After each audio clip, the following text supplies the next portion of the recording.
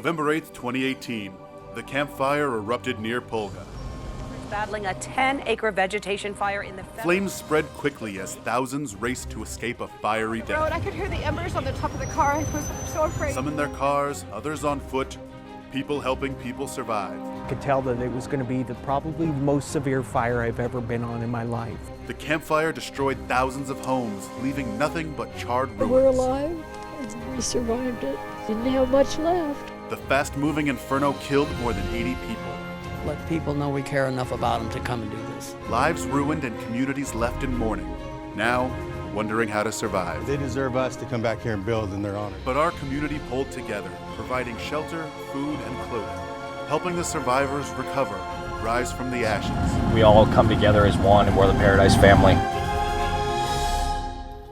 Good evening. Thank you for joining us for this Action News Now special, The Campfire Out of the Ashes. I'm Alan Marsden. And I'm Julia Yarbo. The campfire is the deadliest wildfire in California history, killing more than 85 people and leaving thousands without a home. Tonight, we take a look at our warning system and evacuation plan. We also show you the people of Concal, Magalia, and Paradise rising above the ashes to help each other, as well as first responders rushing to the rescue, saving dozens of lives, and how everyone is dealing with the scope of this tragedy. But we begin with Action News Now anchor Cecile Juliet as she takes us through the first 12 hours of terror. The campfire started right over this ridge behind me. In fact, you can see the burned trees on the hillside. Flames quickly swept that way. What happened over the next 12 hours, nobody could have predicted. Possible power lines down. We have about a 35-mile-an-hour sustained wind on it. This has got potential for a major incident. As dawn broke on November 8th, flames first reported by a PG&E worker raged toward Concal. We have breaking news at this hour. Cal Fire is battling a 10-acre vegetation fire in the Feather River Canyon. Now, this is in the Camp Creek Road area near Highway 70. Shut down Highway 70, 10 and 70. We're not seeing any roads being completely blocked off except for Pence Road. Just south of Pearson, across the Rockford, visible fire. All traffic on Pearson needs to be stopped. Flames raced into Lower and East Paradise. Thick smoke turned day into night, smothering the town with smoky darkness, the only light from the fire. Hopefully we make it out, but I guess this is goodbye to our house. We should go. We should. We're gonna. People grabbed what they could and tried to get out. Cars filled with panicked people clogging the skyway. Flames spread too quickly for firefighters to beat back, their attention now turning from battling the raging inferno to rescues and evacuations. Southbound from Feather River Hospital on Pence is all blocked by fire. It's been 3 hours I've been trying to get down Skyway. The fire is burning on both sides. Terrified people abandoned their burning cars and trucks, and they ran for their lives. Are they coming for us? Come on. Watch out, watch out! As thousands used all lanes of the skyway to escape. The whole lower side of Paradise is totally engulfed in flames right now. I barely made it out. There was fire all around me. It was so scary. Heavenly Father, please help us. Some who made it out described driving through walls of flames. We had to drive literally through fire. It was like driving through hell. It was horrible. Not sure if they would make it out alive, choking on thick, heavy smoke, while others were trapped with nowhere to go. Can't see, you can't breathe. It's terrible. I've never seen anything like this. If you're have family in there and whatnot, you need to pray for them because they are literally driving through tunnels of flames. Flames that were maybe 200 feet high, a ridge of them behind the Kmart, Save Mart shopping center. All those trees were just on fire, and I just knew Kmart was toast. Oh my God. One woman stuck with dozens of others in a Paradise parking lot. Tears of shock and relief as she realized she had survived. By 6:30, the campfire threatened the southeast side of Chico, and Paradise was gone. If one picture could summarize the day, this might be one picture there. As night fell, flames approached Highway 32 below Forest Ranch before burning back into Lower Magalia, leaving a trail of ash and devastation in its wake. Cecile Juliet, Action News Now. Well, those first 12 hours were make or break for the people of Concal, Magalia, and Paradise. Action News Now weather anchor Court Klopping shows us the timing of the campfire and what made it move so quickly. The morning of November 8th, it all started at 6:30 a.m. on Camp Creek Road in Polga, just off of Highway 70. But in that first 2 hours that the campfire burned, it rapidly spread through areas of Concow and into the town of Paradise. Over that next 12 hours, the fire then spread up towards Magalia, towards California Highway 99 and towards Highway 32.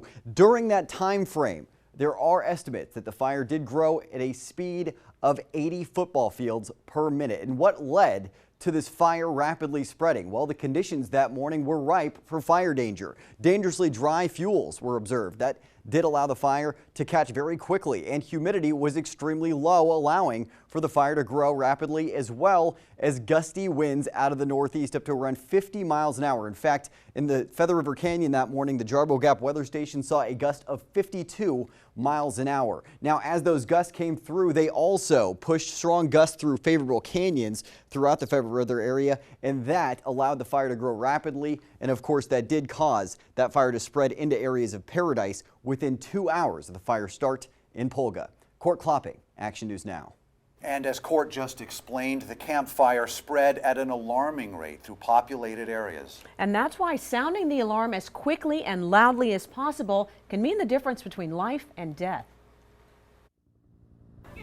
I knew that whatever I had to let burn or whatever, we had to make it down that hill. Reliving November 8th is emotional for Amber Madsen. She finds some normalcy here with her 2-year-old son.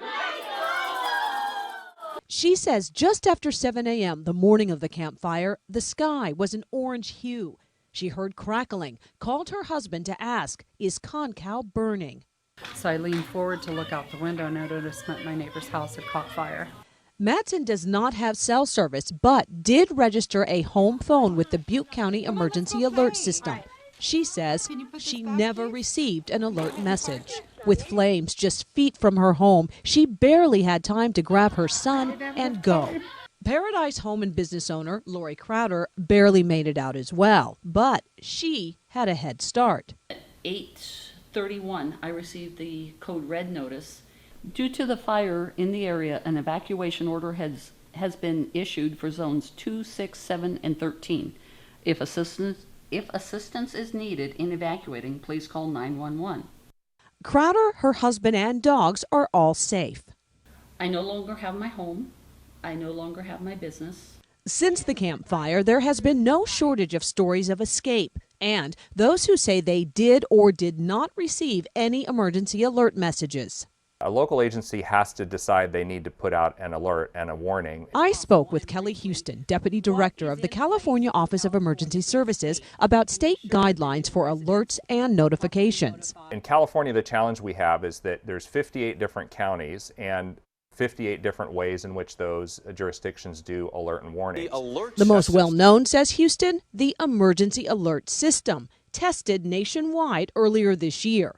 Local jurisdictions can request Cal OES activate that alert in major emergencies. Unique regional needs and technology, say Houston, have led law enforcement and county managers to turn increasingly to digital platforms.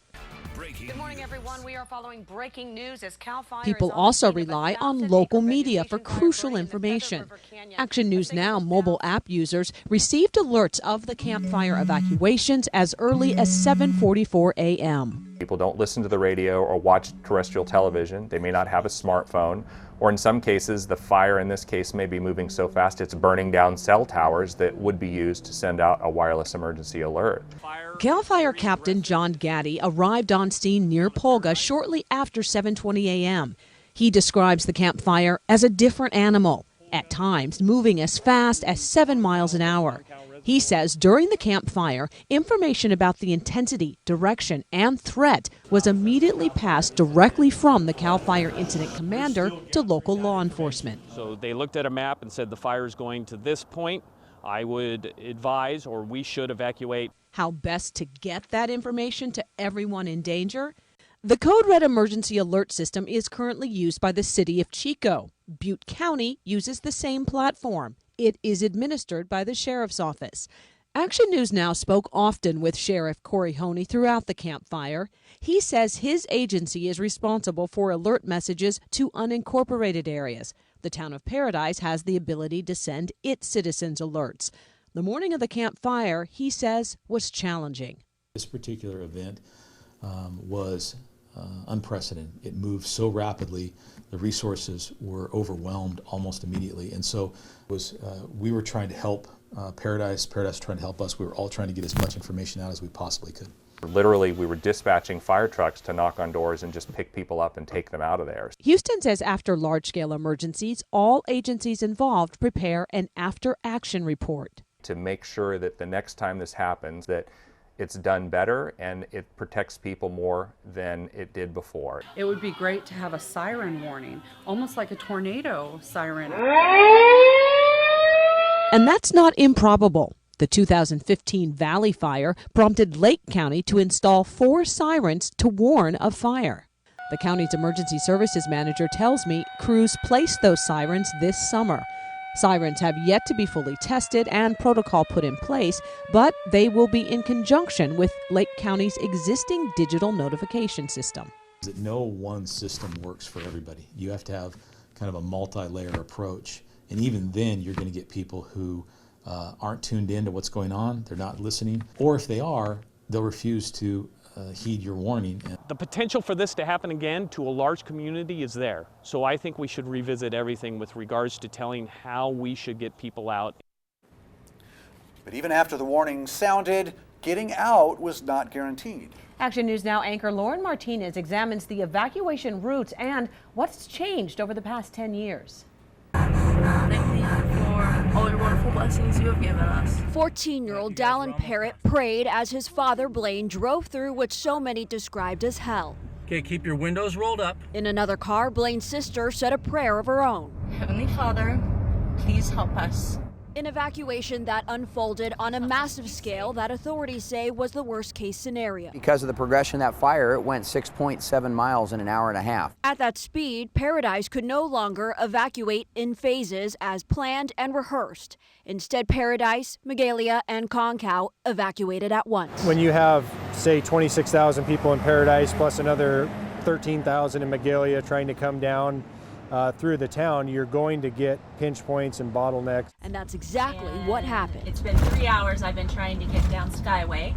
The fire is burning on both sides. After the wildfires in 2008, a grand jury report said additional evacuation routes were necessary. It stated that there are 4 available southbound evacuation routes from Paradise: Skyway, Neal, Clark, and Pence Roads. There are no adequate northbound evacuation routes. Since the report, the federal government funded the Forest Highway 171 reconstruction project that included paving and widening the Skyway north of Inskip. What used to be dirt portion of the Skyway over to Butte Meadows has now been paved. The safety improvement to the north may have alleviated some of the traffic flow heading through Paradise, but all escape routes were burned, including Pence Road. Traffic bottlenecked down the Skyway, leaving people in their cars for hours. Are we gonna make it alive to Chico? Yeah. Blaine Parrott stayed as calm as he could. It wouldn't have done any good for me to be showing what I felt on the inside, on the outside. Parrott had all 3 of his sons with him, his eldest driving behind him. And the windows you couldn't touch because they would burn you if you touched them. That's how bad it was. It's amazing how none of the cars that were driving up Skyway broke down or burned. Public Works Director Mark Maddox directed traffic off the Skyway and Pearson Road for 5 hours that day. I don't think you'll find anyone that says this was a perfect evacuation. There was traffic and there was waiting and it was traumatic. He stands by a decision made in 2013 that reduced 4 lanes into 3 in the downtown district. People like to say 4 to 2 lanes, but we have 3 lanes and they were fully utilized in this event. And the addition of a 4th would not have been practicable based on this incident and the need to evacuate traffic off of Pearson as well. But was a mass evacuation considered before reducing the lanes? They thought the same thing we did, that, oh, Paradise will never burn. I mean, the whole town would have to burn in order for that to be an issue. And the issue happened. The day of the Camp Fire, police made the Skyway one way out of Paradise. So afraid that the car was going to go on fire, and my husband's behind me, and I can't get a hold of him. I'm so scared. Oh, I'm so scared. It's awful. I understand. The horror will stay with many, especially for families who lost a loved one. The thing to keep in perspective is that even though we lost too many lives, being 86 now is what the number is, You're out of it, bud. it could have been a lot worse. Blaine had what thousands had on their minds. That I just wanted to make it through alive with my boys. A prayer for the Parrott family. Clear sky, guys. That was answered. Made it through. That's amazing, you guys. So what caused the deadliest and most destructive wildland fire in our state's history? Almost 2 months after the Camp Fire, the only thing CAL FIRE will say is it's under investigation. But I learned that the focus appears to be on a damaged PG&E electrical transmission tower, damage PG&E itself acknowledges. And now, Action News Now Storm Track. On the morning of November 8th, the red flag warning was in effect. We've got big concerns for high fire danger across Northern California today. In fact, critical fire danger on the way. One spark could spell disaster, and around 6:30 a.m., disaster struck near Pulga. CAL FIRE isn't saying what sparked the fire, but Bay Area attorney Dario DiGataldi says he knows. His firm represents hundreds of Camp Fire victims in multiple lawsuits against PG&E. It does not take a rocket scientist to figure out that there was a problem with the jumper cable coming into contact with the tower, with the support extension. DiGataldi is talking about a PG&E electrical transmission tower perched on a ridge above the tiny town of Pulga. It's where the Camp Fire started and where PG&E reported to the California Public Utilities Commission they had an outage minutes earlier. DiGataldi says photographs of the tower clearly show signs of a support arm failure that sent a high voltage line into contact with the metal of the tower, sending hot debris to the ground below, starting the Camp Fire. And in a recent additional filing with the CPUC, PG&E essentially confirmed all that, except the part about starting the fire. PG&E stated that a suspension insulator supporting a transposition jumper had separated from an arm on the tower, and that it found a broken C-hook attached to the separated suspension insulator. PG&E also observed a flash mark on the tower. And in addition to all that, CAL FIRE says there may have been a second ignition point separate from the Pulga Tower area. They won't say where, but an emergency dispatch just after 7 a.m. suggests Rim Road in Concal. Engine 2161, based on the fire watch cameras, it's possible there's a second fire in the area of Rim Road, just east of Concal Reservoir. In the CPUC filing, PG&E said this about the second location, that it observed a pole and other equipment on the ground with bullets and bullet holes at the breakpoint of the pole and on the equipment, as well as wires down, damaged and downed poles, and snapped trees on top of the downed wires. PG&E is refusing Action News Now's request for an interview. Meanwhile, DiGataldi says as far as that tower above Pulga, he's certain the evidence will show insufficient inspection and maintenance by PG&E. These steel structures don't collapse by themselves without some kind of problem in either the design or the maintenance. In a written statement, PG&E said, "We look forward to the opportunity to carefully review the CAL FIRE report, which has not been made public yet, to understand the agency's perspectives. In the meantime, we will remain focused on helping the community who is impacted by this wildfire to recover and rebuild." Meanwhile, a federal judge gave PG&E until December 31st to explain the role it played, if any, in starting the Camp Fire. Well, many of you called and emailed Action News Now asking why tanker planes did not attack the Camp Fire more quickly. The answers when Out of the Ashes returns.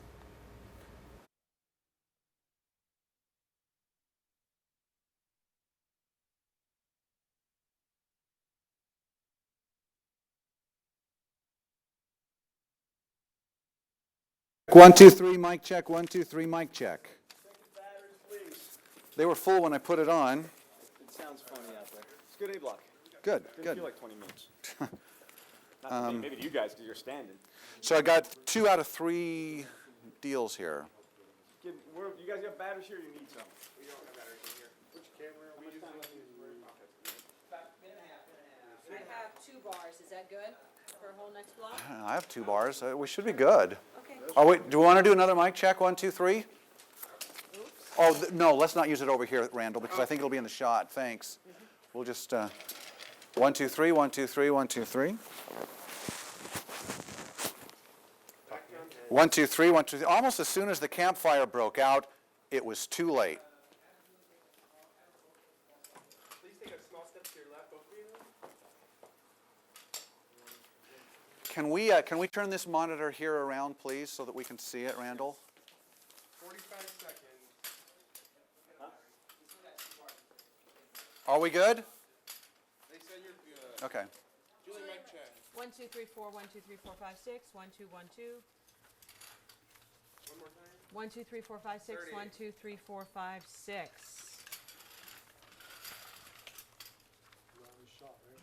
That's not the shot, right? The light? Good, shot's good. Shot's good.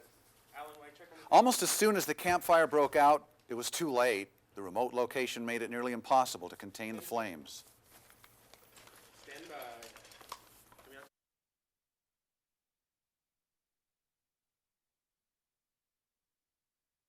Almost as soon as the campfire broke out, it was too late. The remote location made it nearly impossible to contain the flames. Action News Now reporter Spencer Joseph spoke to the air attack supervisor about the firefight from above. This fire moved so quickly. It moved almost 7 miles in an hour to hour and a half. And any news on early up air attack air resources?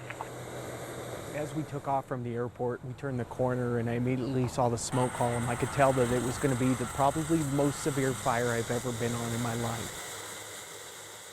At 7:50 a.m. on the morning of November 8th, the very first planes took to the sky. Supervisor, who is the battalion chief at the air attack base, made the initial response himself. That battalion chief, Shem Hawkins, along with one tanker pilot, were the first to see the fire from the air. The first pilot that we had off the ground actually got off before I did in the air tanker. So he was over the top of the fire and just gotten there just before I did. On its present location, I could see that it was on a trajectory for Paradise, so I immediately ordered additional aircraft. This is what they saw after taking off from the airport. When the first tanker pilot tried to make his drops, conditions were too extreme. The tanker pilot at one point actually engined his to idle. At that point, you would expect the aircraft to start to descend pretty rapidly. He was actually increasing in altitude, so he was rising 1,000 feet per minute. His aircraft was still rising because that's how fast the wind was blowing. Then he immediately met some bad air and felt some extreme turbulence in the aircraft. That's when we had to make the determination to shut the fixed wing down that morning. Battalion Chief Hawkins stayed over the fire, calling helicopters to protect evacuation routes. So I was in communication with the incident commander, letting him know where the fire's location was, and also advising on evacuation. They did bring in helicopters because they can get underneath that smoke column. And we started putting those helicopters in play to protect the evacuation corridors. And as people evacuated, they wondered why more planes weren't flying. I'm happy to see a lot of fire engines going up, but I like to see a lot more Airbuses in the air. Just after 12:30 in the afternoon, air tankers returned to attack the flames from the air. Because up until that point, we're just trying to save people's lives and get them out of the area. We weren't even worried at that point about controlling or trying to contain the fire. They dropped 69,000 gallons of retardant that day. They actually had 9 air tankers flying between 12:40 and cutoff time. And for Chief Hawkins, he explains with emotion in his voice how this firefight meant more to him because he was over Paradise, the place where he grew up. But I do have that heartfelt compassion for that community because I did grow up there.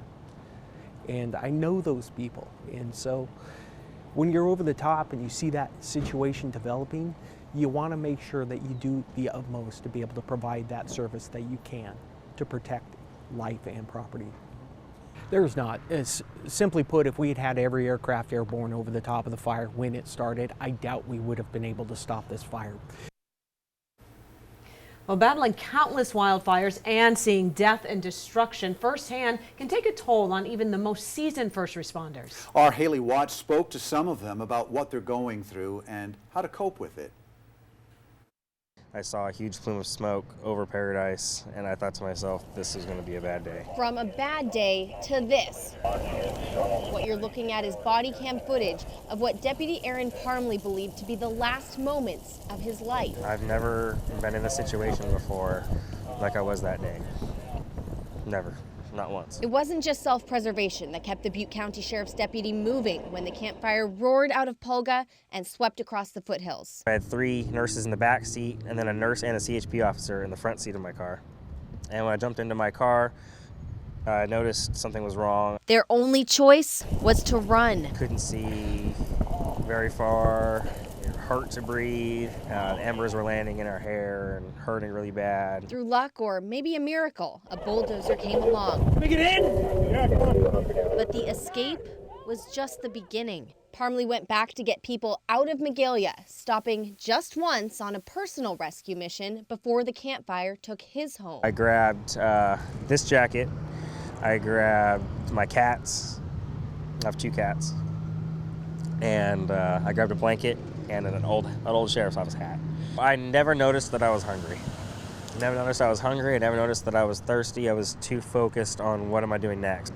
I kind of had to just get through it. I couldn't not do anything because I have to evacuate Magalia. I have to evacuate Paradise. I have a job to do. Sounds impossible, but his reaction is a common one. Getting through the first 24, 36 hours, it didn't really faze anybody in regards to like, oh, I need to think about my food, my hydration, or anything like that, because it was so fast paced. It's when you're going into day 3, day 4, and especially that initial toll coming off the next day of seeing that extreme amount of devastation.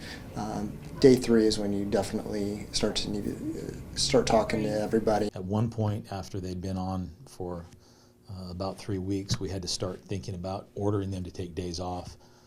That was an interesting thing because none of them wanted to leave. They all wanted to stay working. They all wanted to keep coming to work and doing the job. They're committed to this community. More than 100 first responders kept saving lives, saving homes, all the while knowing their own were gone. We had to watch out for each other, had to keep an eye on each other, and where someone might be having some difficulty, we needed to intervene to see what we could do to take care of them. We put a team together internally to start helping those individuals secure first short-term housing and then longer-term housing to start dealing with some of the immediate financial needs, as well as some of the basic necessities of life like food and clothing and things like that. Some firefighters tell me the best way to cope with the trauma is to keep talking about it. Looking death in the face, walking away from a life reduced to ash, I asked first responders, is this really what you signed up for? We made a commitment to the community that when we took this job, that we would come on and do everything we possibly can. And being a firefighter is more of a calling than a job. So it's not that you're forced to do it, it's because you want to do it. We're no longer running on adrenaline. I think we're running on commitment. Commitment to this community, commitment to doing the best job that we possibly can. I, to this day, have never had a second thought about this career that I've chosen. In fact, I to this day cannot think of anything that I would rather do. Haley Watts, Action News Now. Well, with evacuation orders now lifted, many are going back to their homes. Action News Now reporter Elizabeth Zeladone shows us how people of Concal, Paradise, and Magalia are now looking toward the future. This sign welcoming neighbors back to the town of Paradise has more meaning now than ever. Not only is it a reminder of the devastation, but it's also a sign of hope, strength, and reminding neighbors of the loving community they're coming back to. November 8th is the day that life in Concal, Magalia, and Paradise became a nightmare. Traffic is not moving. Come on, people. Now weeks after the worst wildfire in California history, community leaders and neighbors are looking to rebuild. Now that people are able to get in, the big next step is debris removal. Also, the town of Paradise, after the first of the year, will start the planning process for what we want the new town to look like. However, for these communities, it's not about the thousands of homes that are gone or the businesses that are no longer here. It's about those neighbors that have become family and that you love having right next door. Paradise is the people, and the spirit of giving back. There was so much community service in the town. It was the friendliest place that I ever lived. It's about the memories that were once cherished. Moved there in 5th grade and was able to have that Huck Finn kind of experience, going down to the rivers, going dirt biking. The fire didn't take those away. And it's about hope. Hope that Paradise, Concow, and Magalia will be filled again with the love, community support, and the hope for a bright future. I lost my house, and my grandfather built the house, so it had a special meaning to me. But now maybe I get to build a house where he built one, and it'll kind of carry it forward. Now, if you'd like to take part in those town meetings to discuss the new look of Paradise or anything to do with Magalia and Concow in its rebuilding process, we'll keep you updated with the dates for those meetings on our website, actionnewsnow.com. In Paradise, Elizabeth Celidon, Action News Now. Butte County Sheriff Corey Honey was front and center during the campfire. Stories and even memes about him quickly went viral. Action News Now anchor Debbie Cobb caught up with the sheriff and talked to him about his newfound fame.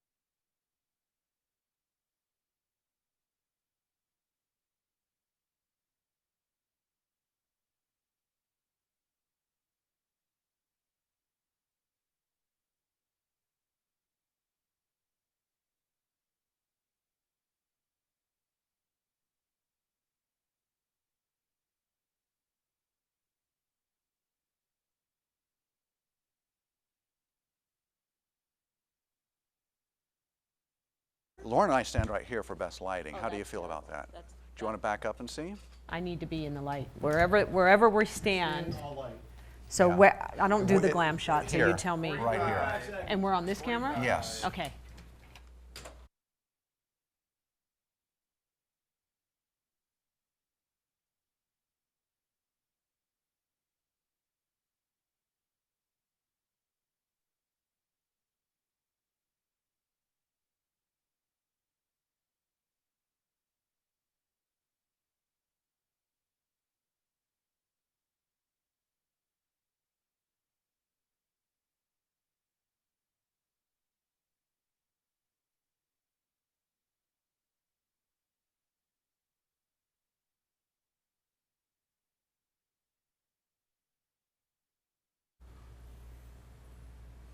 There was one man who took charge when the campfire broke out, Butte County Sheriff Corey Honey. But not even 26 years of law enforcement experience could prepare him for what came next. Action News Now anchor Debbie Cobb met with him in Paradise to find out what went wrong, what went right, and what's next for the man who's seen his share of disasters.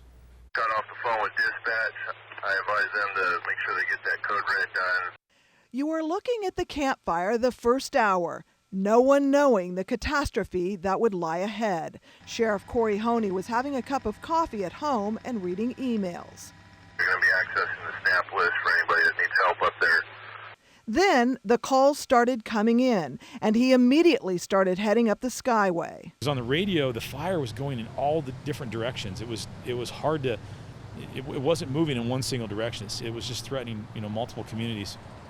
He would be in the eye of the fire. His first order, send traffic down all lanes of the Skyway and notify Chico PD to stop the traffic at the bottom from going up. Working feverishly with his daughter, a Paradise police officer herself, to get people out. When a call came in, he says he will never forget. Those radio transmissions where I was hearing our deputies talk about how they needed fire immediately at their location, and the response back was that there was no resources, that there was no fire engines to send, and that they were going to need to abandon their vehicles and seek shelter. And I remember distinctly thinking to myself, I may never hear those deputies again. That may be the last time we ever hear from them again. He headed toward them on Clark Road. It's very dark, very smoky, hard to see. Ash is raining down, and then embers start to rain down. And the intense heat. And I remember specifically the heat from the outside of the vehicle. You could feel it distinctly inside the car.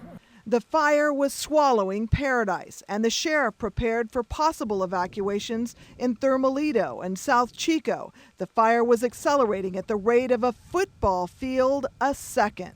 In many respects, we were dealing with something that outpaced our resources so quickly. And as I've said before, this thing was outrunning us before we even knew we were in a race. And the lessons would be costly. More than 80 souls lost. Sheriff Honey says there are lessons to be learned, a multi-layered warning system. So when technology fails, in this case, cell phone towers being burned down, there is another way of notifying people and improving infrastructure by designing wider roadways. When it is rebuilt, it won't be the same. This event will have changed, I think, our community forever. I'm hoping that we can capture some of the best aspects of Butte County and the communities in Butte County when we do rebuild, but we've got a long road ahead of us. The sheriff says he was amazed at the hundreds and hundreds of acts of heroism and compassion on the part of his deputies, other first responders, and community members. As for his future, he's become somewhat of a celebrity. One restaurant has gone as far as to put up a jumbo card for him with his picture. One comment suggesting he be Time Magazine's Man of the Year. To that, Sheriff Honey humbly said, in all honesty, I'm kind of looking forward to getting back to my primary job of fighting crime and preventing crime. On special assignment, Debbie Cobb, Action News Now. And when Out of the Ashes returns, we take a look at how survivors are reacting to seeing their homes for the first time. And we look to the future to see how Chico City leaders are preparing for a permanent population spike.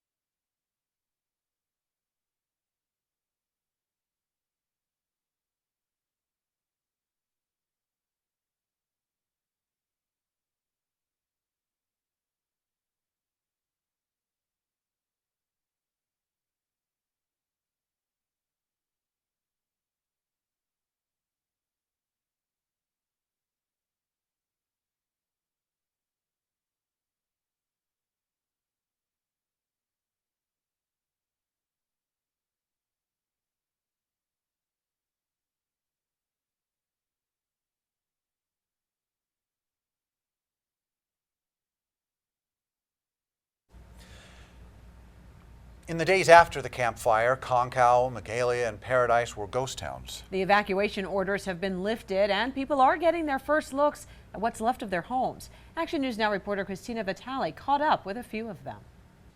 Almost 14,000 structures were destroyed. Over 50,000 people were displaced. But as evacuation orders were being lifted, people were able to come back after weeks of being gone and see their homes for the first time. Rougher than I thought it would be. Becky Dresser was out of town when the fire hit Magalia. It's the loss of home. It's a loss of a home. Mark told Action News Now what was going through his head as he was driving the Skyway to see what was left of his home. As we came into Paradise, starting to see the devastation,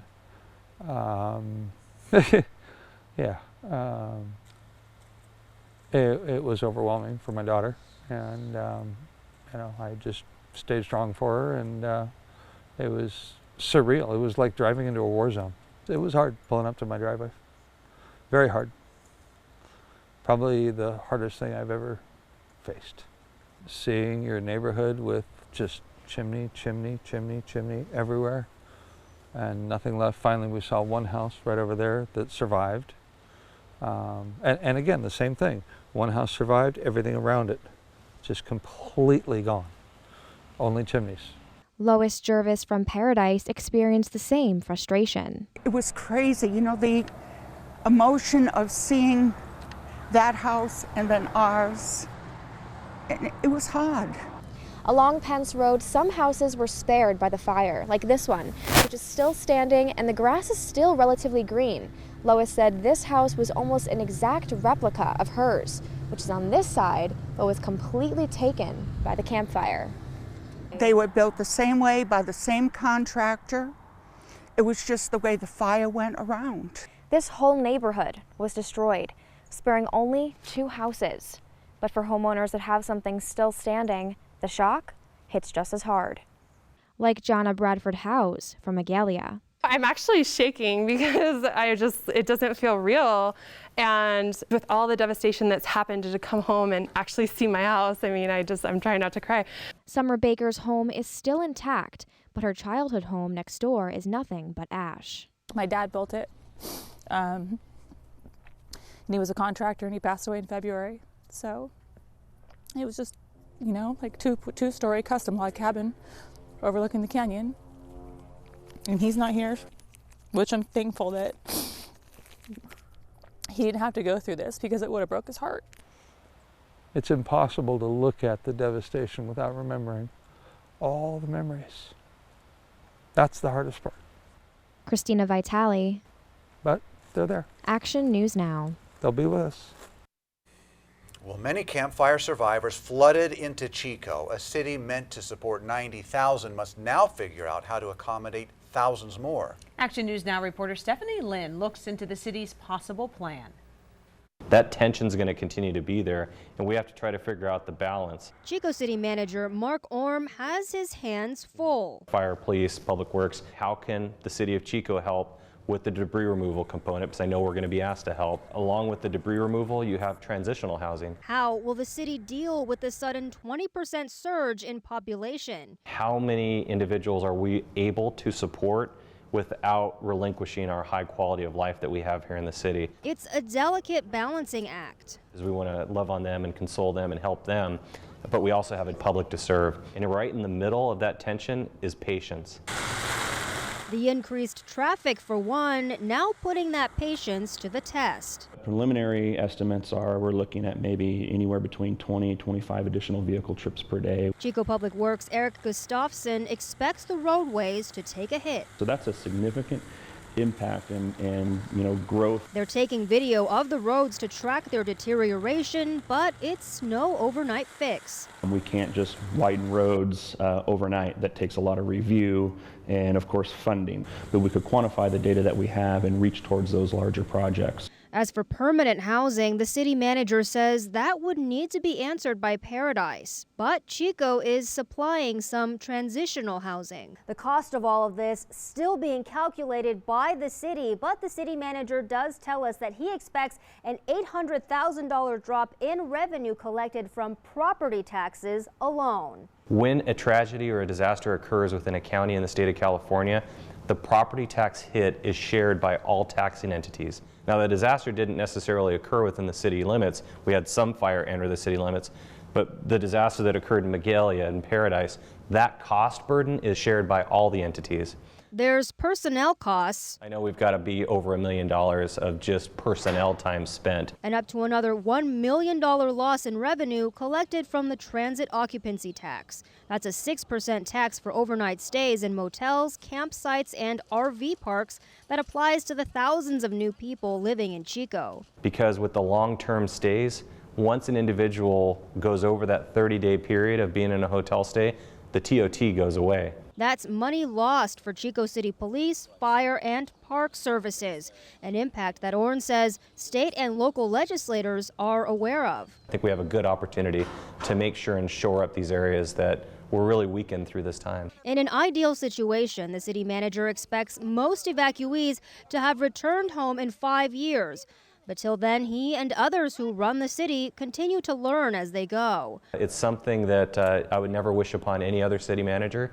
But needless to say, these things do happen. With a plan to pay it forward if and when the time comes. Hopefully we can help others when they're going through this because we have the level of experience now. In Chico, Stephanie Lynn, Action News Now. Campfire victims are adjusting to their new normal in the aftermath of the fire. Action News Now reporter Laura Eng spoke with some evacuees about what life has been like since the campfire. I don't think any of us will ever be the same. I think that's too much to ask. I think it's impossible. For campfire evacuee Jack Fellion, music is a way of life. To have something that reminds us of what life used to be like before the fire, it's so nice. Fellion is one of thousands who stayed in a campfire shelter. He brought his guitar with him. It helped ease his pain and other evacuees at the Church of the Nazarene in Oroville. A midnight train, destination Bangham. Just to sing some Christmas carols, you know, and the comfort of being around others, it's really incredible. Virtually everybody there had lost everything in their life. It was all burned up, and that's my case too. Everything I owned, 62 years of living, up in smoke, literally. Sierra Avenue Elementary Principal Lisa Shaw also lost her home in the campfire. It's so much to process. It's not just a loss of a home, it's a loss of jobs, of schools, of a community, people that you used to see every single day. You don't know when you'll see them again. Shaw said this new reality is a struggle for her and her family. It's really hard to know what's going to trigger. One minute you're feeling completely strong and you're feeling hopeful about the future and you can move forward, and then you get some kind of trigger and it just kind of makes you feel like, how am I going to do this? Going back to school has been a little bit of a challenge and has been a little bit of a trigger for one of my children. So working through that with him has caused a challenge. Butte County Behavioral Health Director Dorian Kittrell said it's normal to feel this way. I just can't stress enough how important it is for parents to get their children as best as possible back to a normal routine. Kittrell emphasized giving children physical ways to cope with their loss. Let them be a part of something. Maybe it's about somehow thanking the firefighters or rescue workers. Perhaps it's about a school activity that's going to build some project to help others who were impacted by the fire. He says understanding and patience are essential when dealing with tragedy. Someone who's gone through this event needs to understand that those feelings of grief and loss and feeling overwhelmed at times are normal.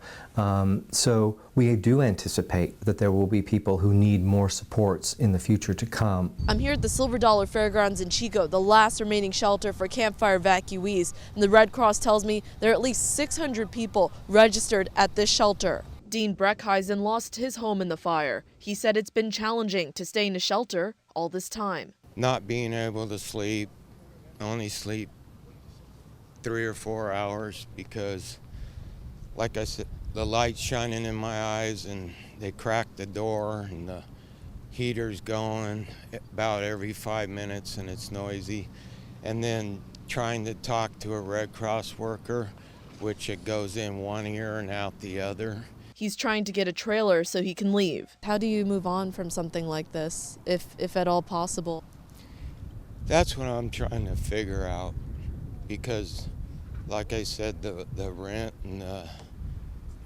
anything to live on the outside of this shelter is not available. So I don't know what to do. No phone. It's a nightmare, and it's something you just will not ever forget or come out of. Like I said, I will move on, but I'll never forget. You know, you can't forget this. Laura Eng, Action News Now. During this time of hardship, loss, and tragedy, our community has stood strong together. When the campfire Out of the Ashes returns, we'll show you how people from across the state and country have helped the survivors.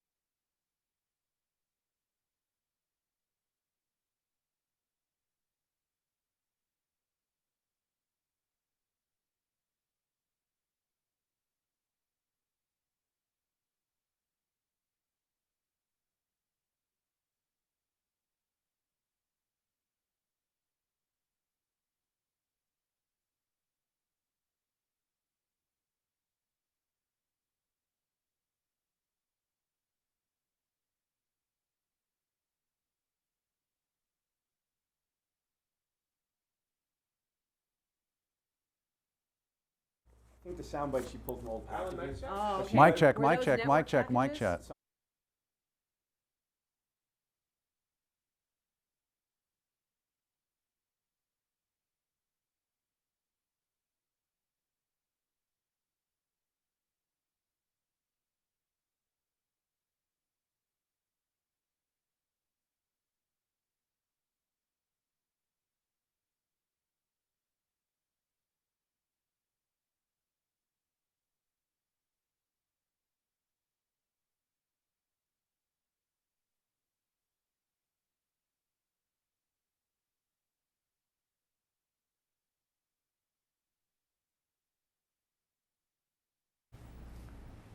Almost as soon as the campfire broke out, the community began coming together. Action News Now reporter Luna Nosh shows us how many did whatever they could to help those in need. From toy drives to making a Phoenix made entirely of keys, the community has really showed what it means to be Butte strong. It's just amazing to see everybody, you know, open up to us and help us out. You know, we're both business owners in Paradise. It's been very heartwarming how much the community has opened up and helped. Children are one of the main focuses for people with giving hearts. This year we're trying to make it a lot bigger. We're hoping to cater to the 2,400 kids that have been grades K through 8 that have been displaced by this tragic campfire. Well, we were involved in the Paradise fire, and I know a lot of people have lost everything. So I do this every year, so I just wanted to give to those people that have children. So my husband and I woke up one morning and we thought we could do this. We could try to help and try to make a difference and hopefully spread some love and happiness this holiday. And so far it worked. It's been pretty cool. The response from the community has been amazing. While thousands of toys have been donated throughout the community, one Chico State student had a special delivery. Mary Walmark, who is a manager of student life here, decided to email the president of Zappos and tell him the situation, and we had 3 brand new pairs of shoes.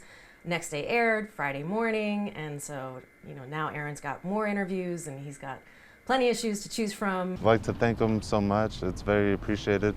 Hopefully it helps me get a job and I don't have to worry about trying to find shoes right now. The campfire ravaged through more than 150,000 acres, leaving hundreds of business owners displaced. I put an ad on Facebook saying that we could host a displaced barber because I figured if I could help one person that would make a big difference. It's just one day it was fine, the next day everything's gone, so it's just move on from here. You know, it's a neat community, and it's going to take time, but we'll be back up there. If it takes months or years, we're going to help him rebuild his life. It's going to be a really great experience for everyone involved.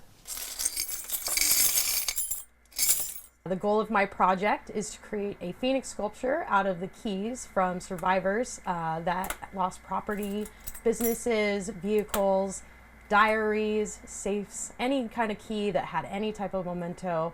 Once complete, Jessie wants to give her creation to the city of Paradise in hopes that her community, like the legend of the Phoenix, will rise from the ashes. People can forever look at and love and try to find their key and look through the scrapbook that I have building and just know that you're part of something bigger and that we're together even though we feel totally scattered right now. All of the hard work from first responders didn't go unnoticed. Firefighters, thank you for saving our community. I just admire the people who are still strong after the fire. They lost like their homes and a lot of things, and right now they're still up and running. In time of tragedy, look for the helpers. There's always going to be helpers. The Camp Fire has taken lives, homes, and businesses, but not the resilience of the community. Reporting in Chico, Luna Naz, Action News Now. Coming up, we'll tell you where you can get help if you need it. Or how you can lend a hand. We'll be right back.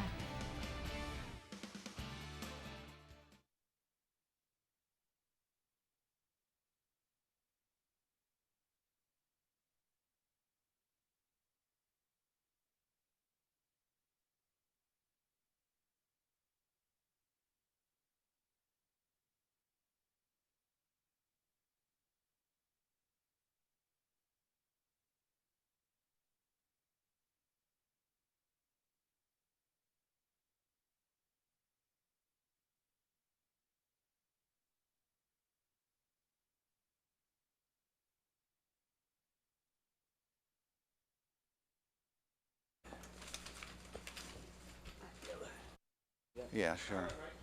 Mic check, mic check. I'm back on Anchor 1.